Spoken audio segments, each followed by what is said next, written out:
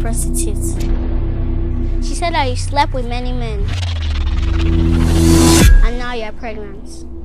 You have been claiming to be a virgin. That was why we entrusted you with innocent children. I hope you guys have been keeping yourself pure. You are such a prostitute. Ashawoniye. Is there a way you can get it out of me? Hello guys, welcome to my YouTube channel. If you're seeing my face for the first time, thanks for stopping by. My name is Hypatia Tushuku, and on this channel I talk about faith, lifestyle and gospel review. If you're a returning subscriber, thank you for always coming back.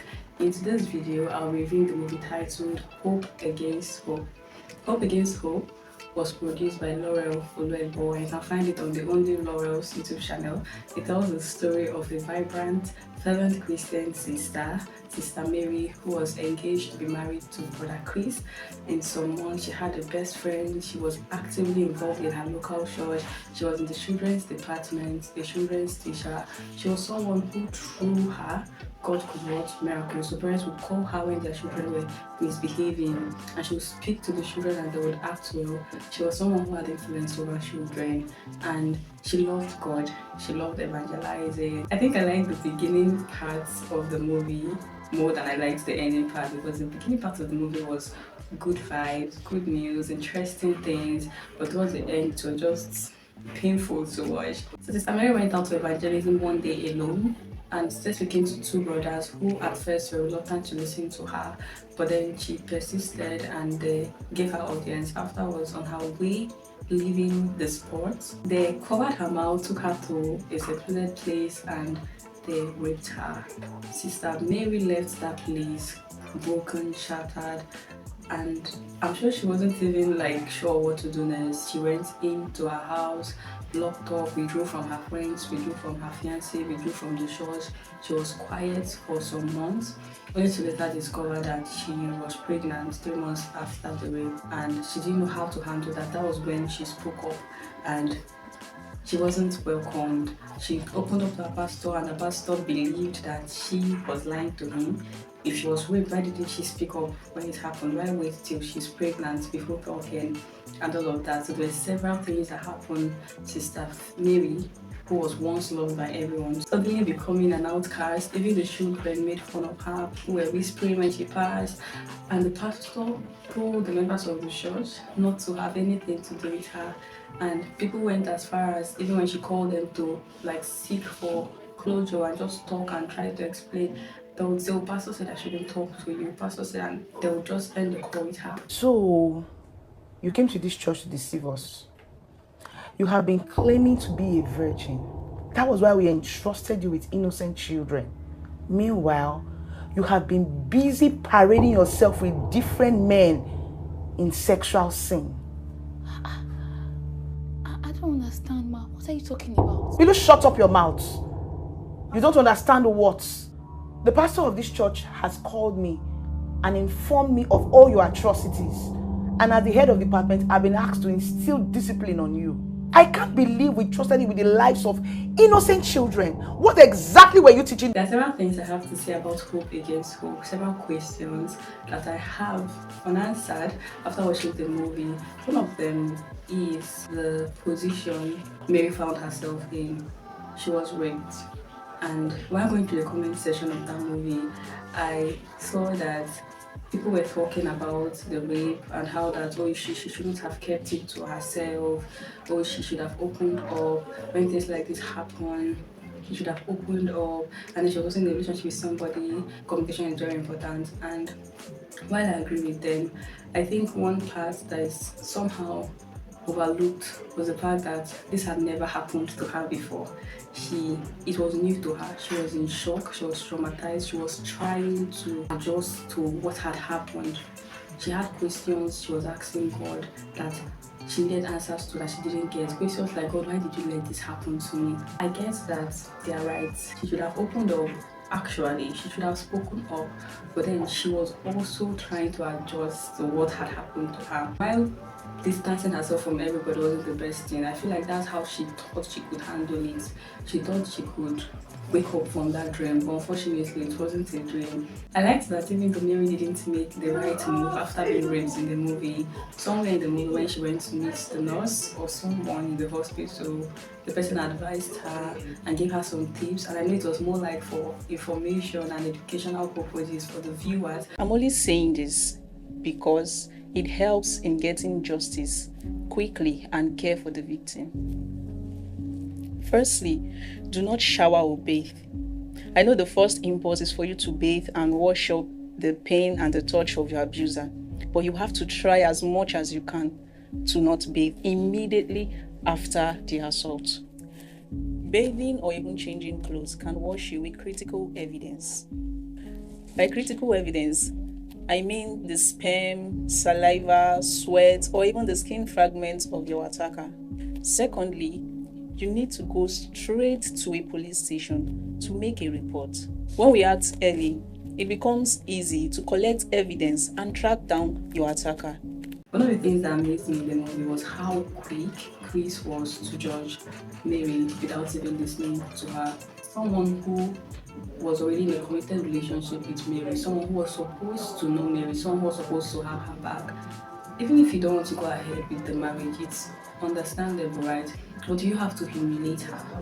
Why not listen to her?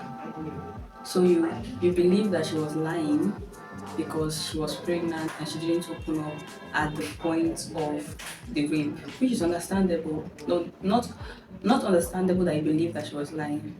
Understandable that she should have opened up earlier, you are angry, yes, that's fine. But that you now believe she's lying and call her a prostitute and humiliate her in the presence of people. I get that it's possible that she could have been lying, but what if she was not lying? Someone said they were raped, and the first thing that comes to your mind is it's a lie. Why? This is someone that you believed you were going to spend the rest of your life with. This is someone that you were supposed to know. Is she a liar? Were you going to marry a liar? This is somebody who loved God evidently, who you've seen the fruit of their salvation played out severally. So why turn your back on her at that point? Like I said earlier, it's okay, it's understandable that he said he wasn't going to continue with the marriage. You don't have to go with the marriage if you are not comfortable with what had happened, but you don't have to humiliate the person. So I thought that when someone does something to us as a child of God, the first thing that should come to our mind is, what would Jesus do? So when that urge to retaliate is there, when that urge to revenge is there, we should think first, what would Jesus do? I know that's not always the case. Sometimes we get to think about what Jesus will do after we have done what we want to do. But then my point is, in the scriptures, when Joseph was engaged to Mary and he found out that Mary was pregnant, in this case, it was not even something explainable. This had never happened. Mary was pregnant. She hadn't had intercourse with any man, but she was carrying a baby in her womb. Instead of letting go of her publicly and, embarrassing her, bringing shame to her and all, he said to secretly cancel the engagement. But what happened? An angel appeared to him and told him, oh, this, that. And I feel like it was because his heart was in the right position. His heart was in the right posture. In Mary's case, Mary was pregnant and Chris was her fiancé. And he didn't even stop to think, what would Jesus do? So this is my best friend now that was accused of stealing, and everybody is calling him or her a thief. And she's repentant. Maybe she actually stole, maybe she didn't steal. But this is your friend.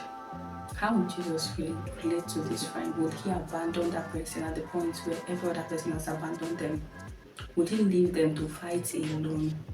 What if that your friend eventually is proved innocent? How would you go back to them and apologize for leaving them alone when they needed you the most? My point is, as a believer, listen out for what Christ would have you do. I feel like in the movie, the members of the church made the pastor their God. Many of them held on to what the pastor said and ran with it. So the pastor said, don't talk to this person. And they took it. So the men sitting talking to her on phone, when she calls them, they'll be like, oh, pastor said we should talk to you. There's a thin line between honoring spiritual authority and being manipulated into doing things that are contrary to God's word. If Mary had truly fornicated and was pregnant as a result of that fornication. Your role as a believer isn't to cast the first stone, isn't to say, I see it, I knew it, she wasn't truly a child of God. Which in this case wasn't true because she didn't even do it. She was merely a victim. I was just so pissed at the end of the movie when the person who had raped her got saved and was speaking to that same pastor, Mary's pastor, and Mary came in to speak to the pastor, and the pastor was pushing her out, like not physically, but like asking her to leave. The pastor even wanted to pick her call earlier on, and then the person now got like in a bit to step out for Mary to speak to the pastor, saw Mary and was shocked and still apologizing and confessed that he was the one who raped her. And I didn't like that it would be finished at that point because I wanted to know how would the judge react now that the truth was now open. So he didn't believe a sister who had been truthful and sincere and loved God and served God under you. Didn't believe her. But now that you've seen that she was saying the truth all along, how would you react to it? I was really pissed. I wanted to know what would happen, how they would react to it. And that's one part of the Christian faith that is very interesting and funny. I take the grace of God to hold on. Forgiveness. Forgiving the people who have hurt you, forgiving the people who have doubted you even when you were obviously not in wrong. Forgiving the people who have pointed fingers at you, thrown stone at you, and just letting go of the hurt and pain that they have caused you. That's one thing that amazes me each time I see it. And when I read the scriptures and read the parts where Stephen was being stoned to death and he said, Father, forgive them, but they do not know what they are doing. I'm wondering how, sir? How? And it takes the grace of God to actually forgive and let go when you are hurt. And I pray for anyone who is going through any hopeless situation. People may have doubted you, people may have thrown stone at you, even people in the body of Christ, people who are supposed to be covering to you, they're the ones who attacked you. I pray that you receive the grace and strength that you need to overcome whatever it is you're facing right now. I pray that God's grace and strength multiply to you. I pray that you feel God's presence with you. And I want you to remember, regardless of whatever situation or stage of life you are in, God is with you in that quiet silence moment. And this is the word to me too. God is with you. God is with me. God has not left you. God has not abandoned you. His voice may not be so loud, but he's there. Okay guys, thanks for watching this video. If you haven't subscribed to my channel yet, I'm still wondering why not, kindly subscribe to this channel. Also like this video and let me know in the comment section if you have watched Hope Against Hope, what stood out for you. If you haven't watched the movie, what stood out for you in this review.